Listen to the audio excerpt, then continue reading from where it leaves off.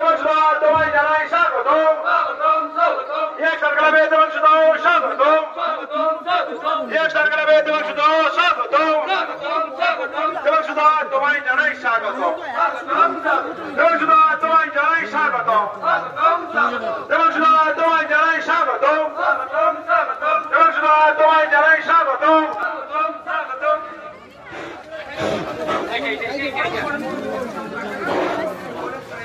আমাদের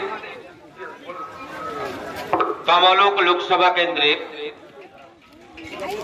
মমতা ব্যানার্জির মনোনীত কাজের মানুষ, কাছের মানুষ, যাকে আপনারা টিভিতে অনেকবার টিভি চ্যানেলে দেখেছেন, তৃণমূলের মুখপাত্র, একদম নবীন প্রজন্মের কাছে একটা নতুন জিনিস, যেটা ভারতবর্ষের 542টি আসনে একদম বাবা মাকে সুস্থ রাখুন। কারণ আমি সবচেয়ে বেশি যেটা আমি মনে করি যে পৃথিবীতে টাকা পয়সা ধন সম্পত্তি আসবে যাবে, কিন্তু যাদের মা বাবা এখনো বেঁচে আছে সেই মা বাবার চাইতে বড় সম্পত্তি আর কিছু হয় না। তাই মা সন্তোষী যেন প্রত্যেকের যাদের মা বাবা এখনো জীবিত আছে তাদের মা বাবাকে সুস্থ রাখেন, ভালো রাখেন, এই কামনা মা সন্তোষীর কাছে করি। এবং আপনারা প্রত্যেকে খুব ভালো থাকুন, সুস্থ থাকুন, আমাকে আশীর্বাদ করতে পারেন।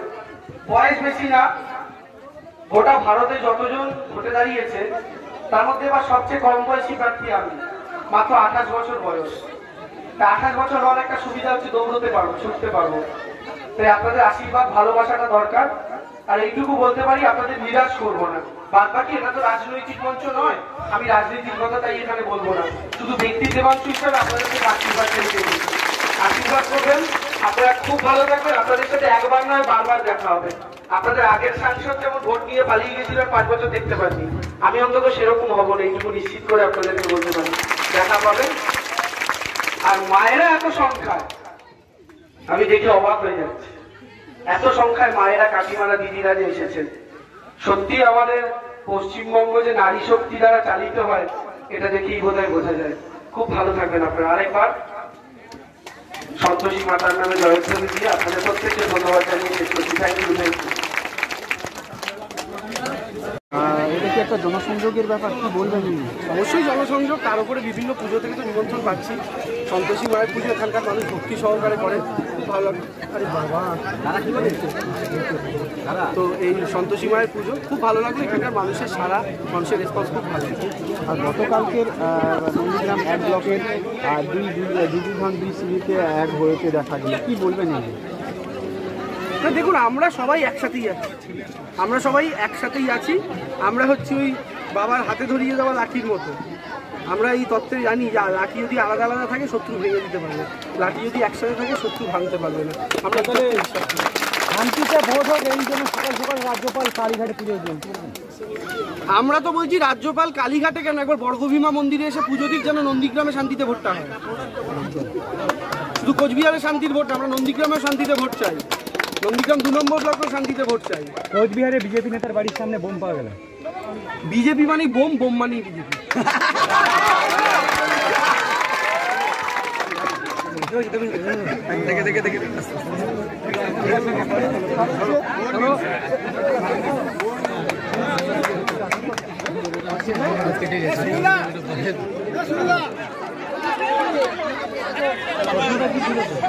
বিজেপি নেতার বাড়ির সামনে তাজা বোমা